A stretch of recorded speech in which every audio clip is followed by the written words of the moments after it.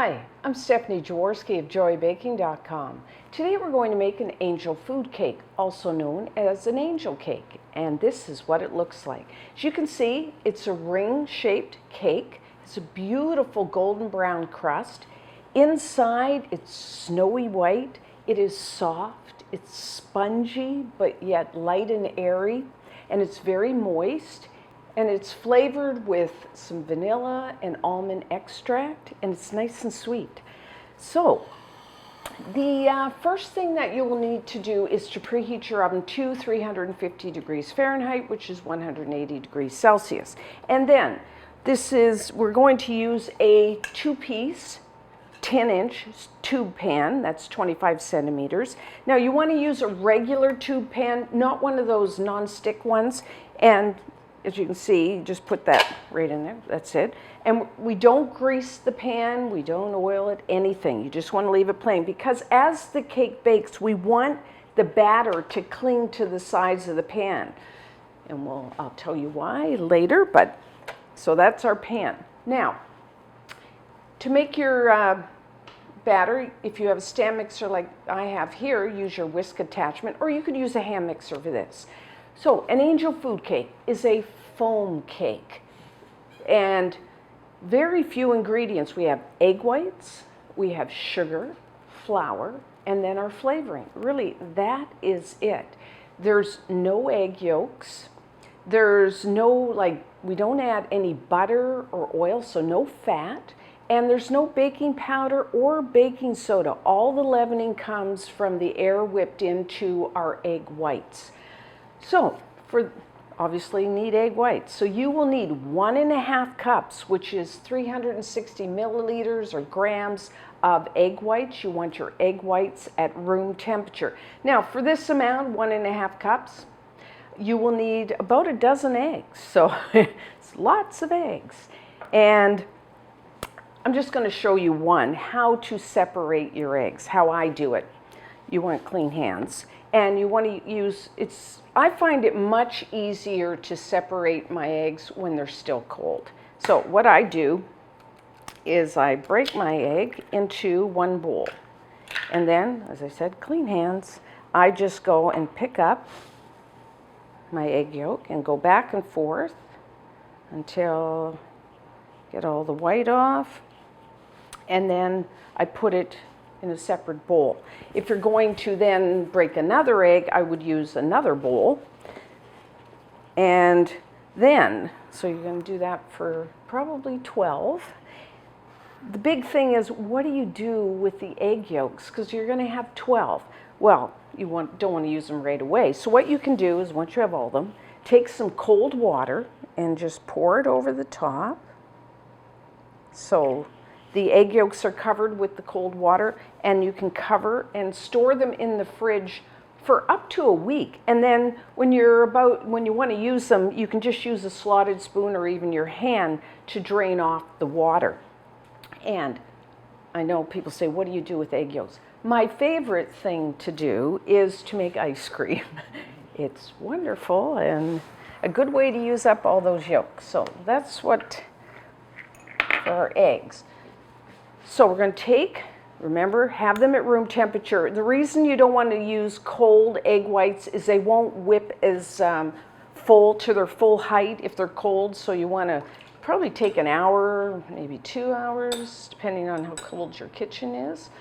Just put them in there. And then I'm going to add 1.5 teaspoons, 6 grams of cream of tartar.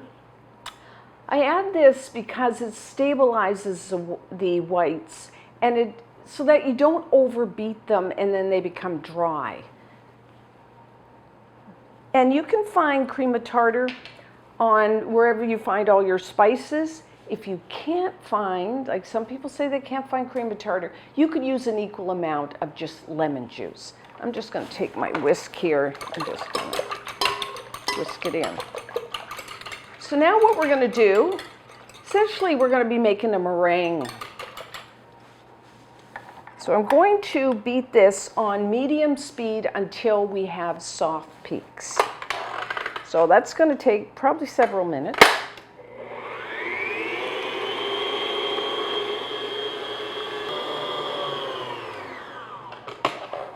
Okay, so we are done.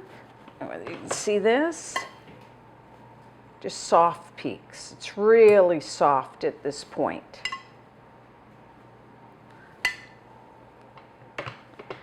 So now what we are going to do with the mixer running, we are going to slowly add 3/4 of a cup, which is 150 grams.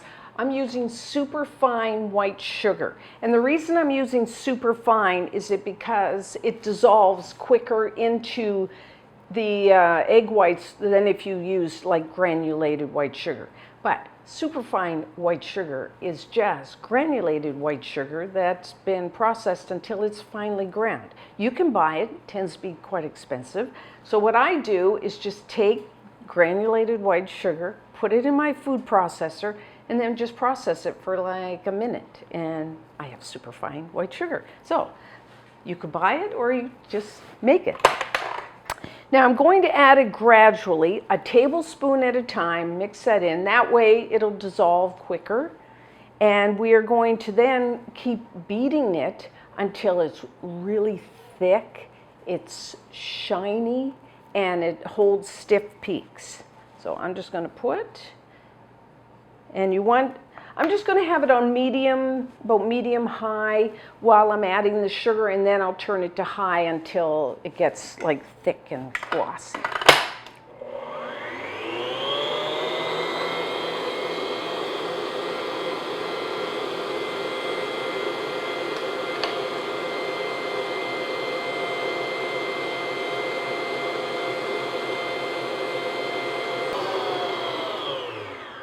Okay, this looks good. I don't think I'd want to use any more whites because my bowl's about full here. So I'm just gonna, and there, so that's what you're looking for. Nice stiff, they're nice and shiny, thick, beautiful. It's amazing, I don't know, every time I do this, it's amazing. You take the whites, it's clear liquid, and then you end up with this. It's just wonderful. And you know, to make sure, anytime you make a meringue, if you take a little and rub it between your fingers, it should feel smooth. You don't want to feel the grittiness of the sugar. That means it hasn't dissolved. If you find that, then just beat your meringue a little more. And now, for our flavoring, I'm going to add 2 teaspoons, which is 8 grams of pure vanilla extract. And I like a little almond extract, just a half a teaspoon, which is 2 grams of pure almond extract. Could you use different or leave out the vanilla, add more almond, maybe add some lemon extract, orange extract? Yes, you could change it up if you want, but this is my favorite combo, so try it and you might like it. So now I'm just going to beat that in.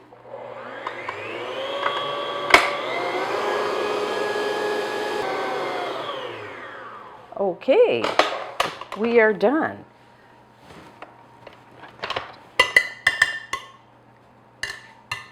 So now, essentially we have a meringue, but we want a cake. So we're going to add some flour to our meringue. Now, if you're at home, you could just do it right in the bowl. I'm going to move it into this. I prefer a wide, like this bowl, to when I'm folding in things into a meringue. I find it much easier than this one. But if you don't have a bowl like I have, then just do it in your mixing bowl. Less washing up too.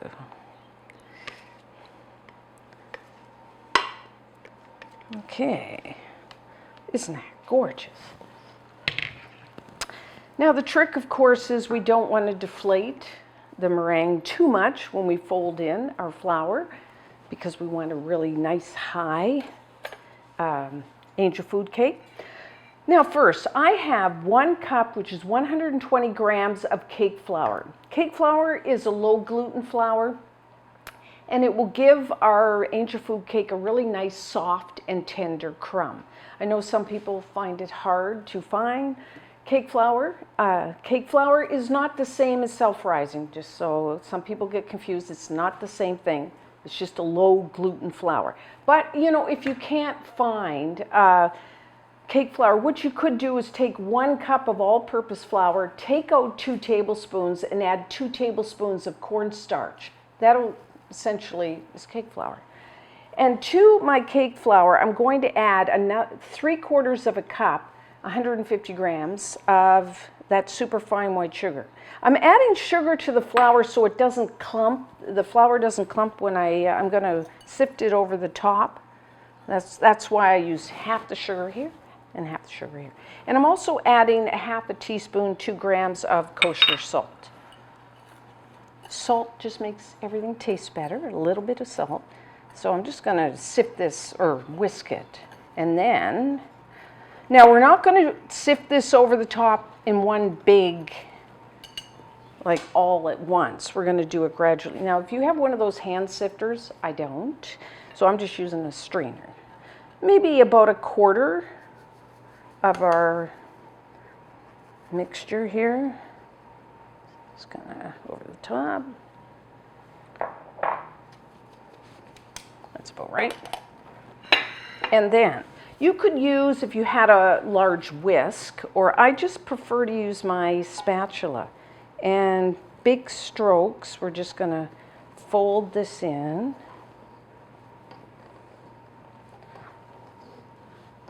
Trick is fold it in so it's all mixed, but don't deflate too much.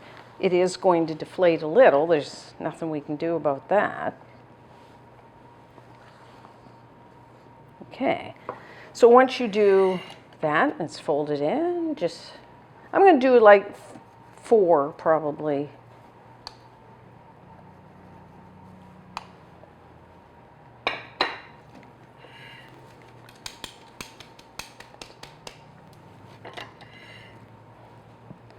And just do the same thing.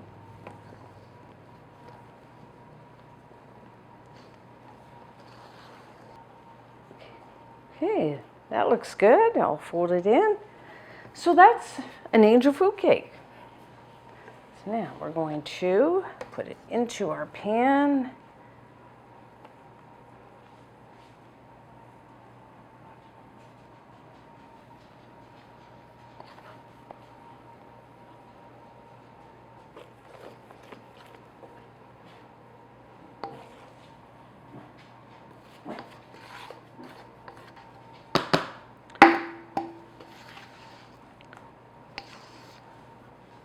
Okay, and then you just use a spoon.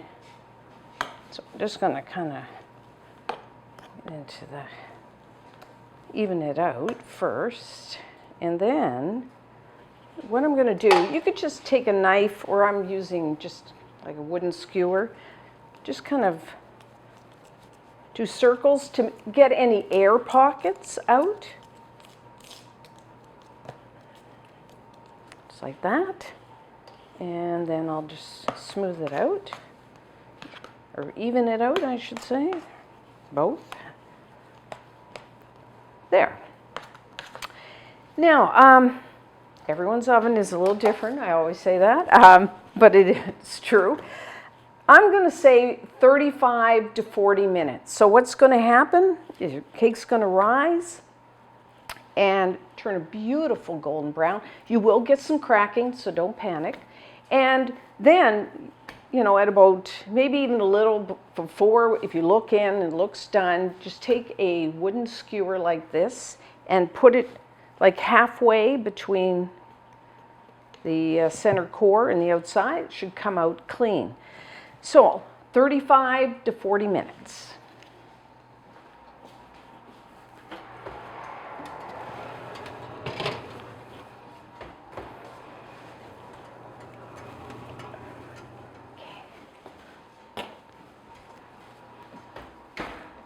So our angel food cake is done. Just put it on a wire rack for a second here. So beautiful golden brown. There is cracking, like I said. If you push it lightly, it'll spring back. And of course, the skewer inserted into the center here came out clean. Now, most cakes, how you would cool it is just like that.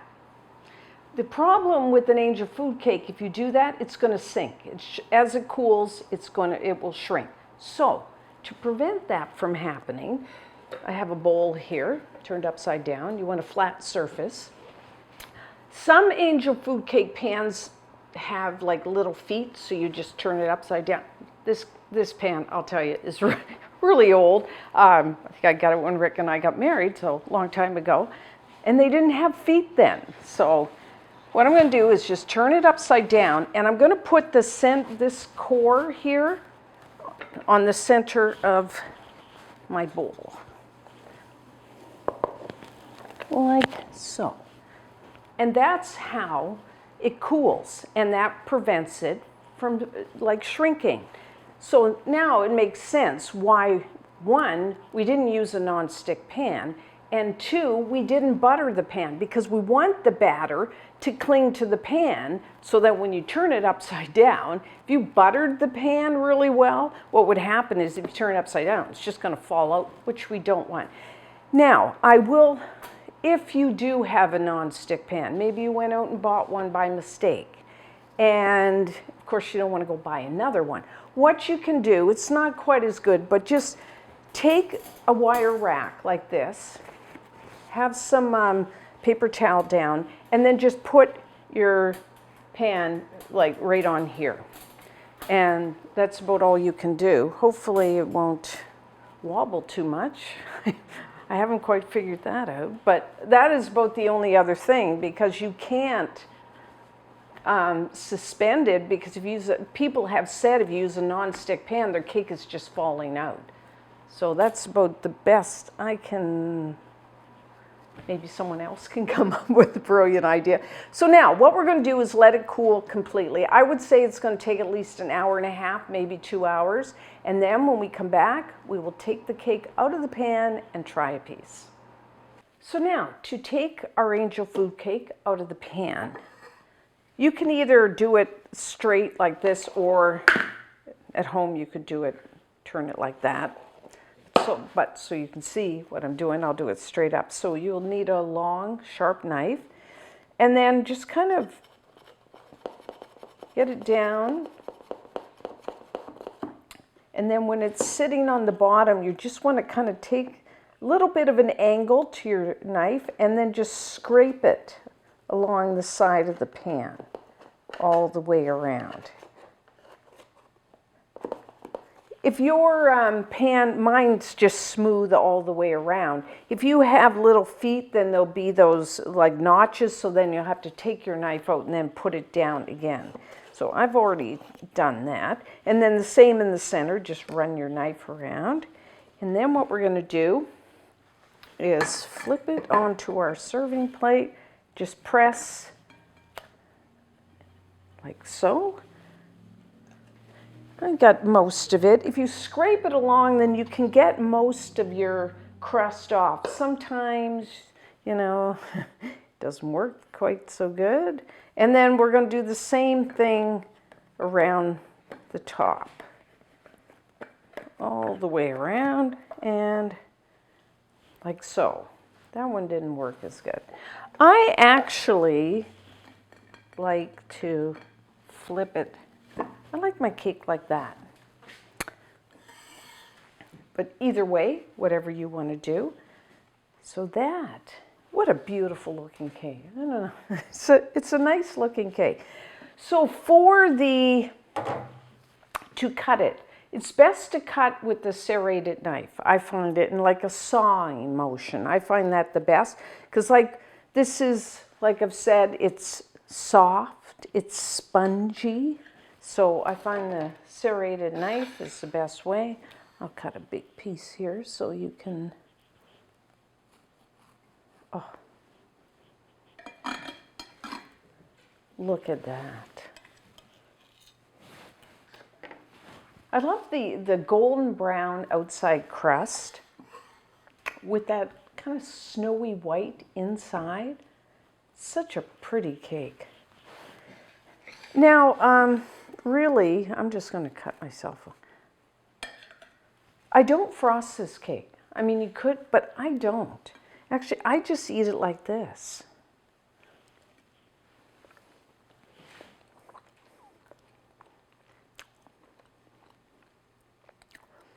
The taste and the texture, you really don't need anything else.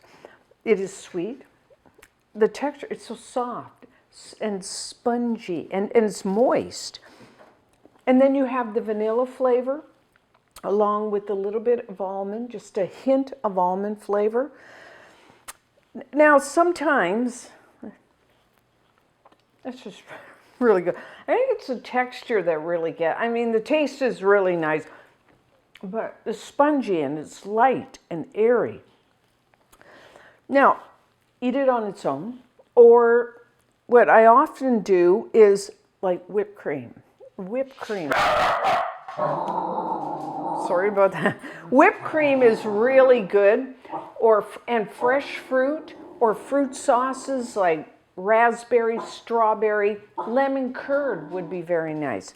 Now, I like to store this covered in the refrigerator. Some people leave it at room temperature, but if you live in a humid climate like I do, I find it tends to get, the outside crust gets a little sticky if I store it at room temperature, so I do store it in the refrigerator. It's good the first day, but if you cover it and store it in the fridge, quite a few days if it lasts that long. So, especially if you're having a large crowd, perfect cake. And until next time, I'm Stephanie Jaworski of joybaking.com.